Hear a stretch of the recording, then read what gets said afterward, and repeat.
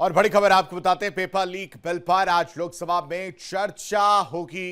सभी दल anti paper leak bill पर चर्चा करते हुए नजर आएंगे। बिल पर आज चर्चा के बाद वोटिंग होगी। सरकार और विपक्ष के बीच गतिरोध खत्म। स्पीकर की अपील पर विपक्ष तैयार हुआ है। आपको याद हो, कल लोकसभा की कार्यवाही 5 बजे तक के लिए जब स्थगित हुई थी तो 3 घंटे का समय दिया गया था, जहां पर ये लोकसभा अध्यक्ष ओम बिरला की तरफ से कहा गया था कि इस 3 घंटे के अंदर सरकार, पक्ष और विपक्ष आपस में बातचीत करे, सहमति जताए इस पर चर्चा करने के लिए, क्योंकि पिछले कई दिनों से लगातार कार्यवाही लोकसभा की हो या राज्यसभा की, दोनों स्थगित होते हुए नजर आई थी। एक बड़ी खबर और इस बीच दिल्ली पुलिस के एफआरएस डेटा में दावा किया गया है।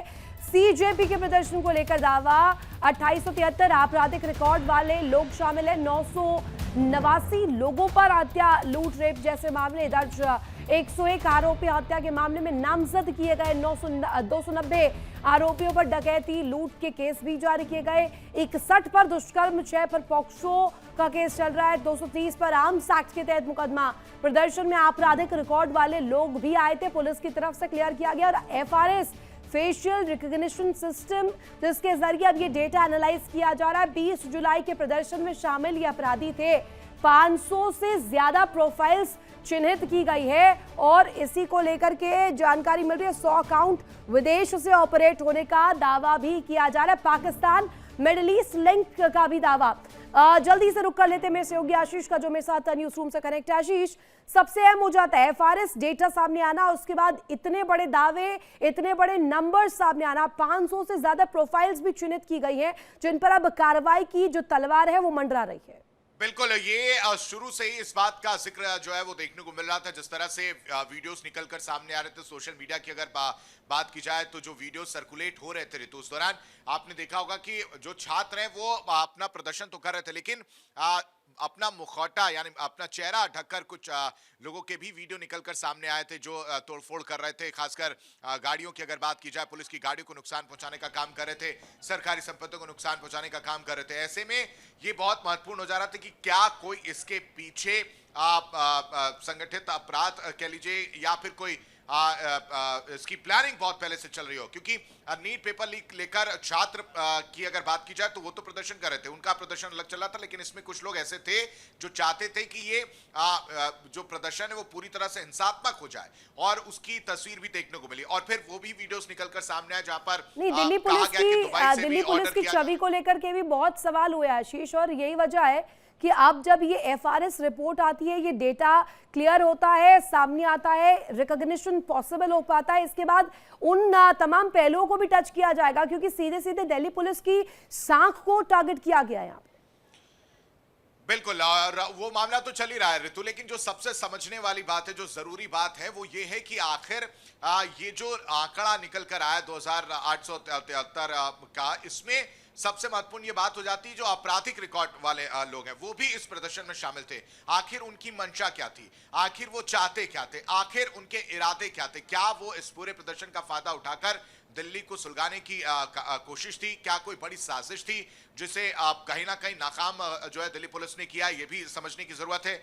अब एक और चीज इसमें महत्वपूर्ण हो जाती है ऋतु, वो ये कि अब दिल्ली पुलिस ने जब ये सारा डेटा निकाल लिया तो किस तरह से कार्रवाई जो है वो होती हुई नजर आएगी, इन पर किस तरह से कार्रवाई की जाएगी, क्योंकि रेप का मुकदमा जो है वो दर्ज है, अलग अलग आपराधिक मुकदमे जो है इन लोगों पर दर्ज है। उसके बाद भी ये लोग वहां पर क्या कर रहे थे, इनकी वहां मौजूदगी क्यों थी? क्योंकि ये जाहिर सी बात है, ये छात्र तो है नहीं, ये एक अपराधी हैं जिन पर कहीं ना कहीं जो मुकदमा चल रहा है, और आंदोलन के नाम पर इस तरीके की तस्वीर पेश करना और इसमें जिस तरीके की अराजकता नजर आई, इसको लेकर के अभी तस्वीर है, और यही वजह है कि अब कार्रवाई की जद में ये सभी आने वाले हैं। बहुत शुक्रिया आपका तमाम जानकारी साझा करने के लिए आशीष।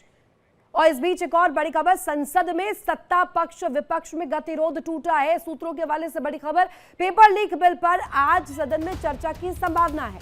आज सदन में चर्चा और वोटिंग भी हो सकती है। लोकसभा स्पीकर की बैठक के बाद सहमति भी बनी है। बिल पर चर्चा के लिए 6 घंटे की समय सीमा तय की गई है। अब इसको लेकर क्या रुख रहता है, किस तरीके की तस्वीर रहती है और क्या सार्थक चर्चा हो पाती है, जो समय अलॉट किया गया है, जो समय तय किया गया है, क्या उस तय समय सीमा में इस बिल को लेकर चर्चा हो पाएगी?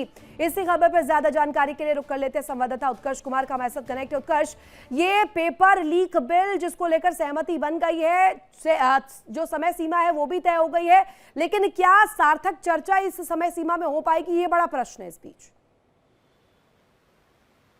बिल्कुल ऋतु, सही कहा आपने। देखिए, खासतौर पे जो एंटी पेपर लीक बिल था उसको लेकर संशोधन, खासतौर पर 90 संशोधन जो है उसके अंदर सामने आए हैं। देखिए, कल ही इसे पारित किया जाना था, लेकिन कल विपक्ष के हंगामे के बीच सदन जो है वो आज सुबह 11 बजे तक के लिए स्थगित कर दी गई। हालांकि जो एंटी पेपर लीक संशोधन बिल विधेयक है, ये सबसे बड़ी बात है कि आज 2 बजे सदन के अंदर पेश किया जाएगा।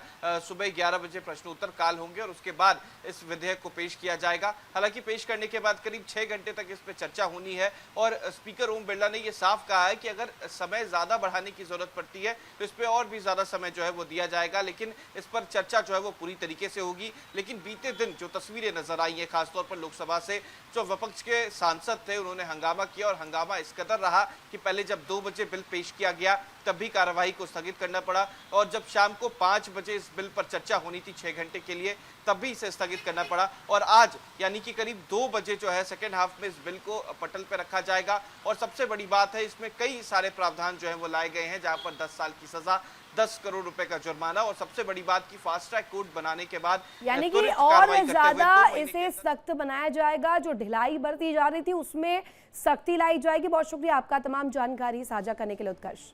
देखिए इंडिया डेली 24/7 अब आपके स्मार्ट टीवी पर। इंडिया डेली मौजूद है सभी डिजिटल प्लेटफॉर्म पर लाइव और लगातार। इंडिया डेली 24/7 हर दिन राष्ट्र को समर्पित।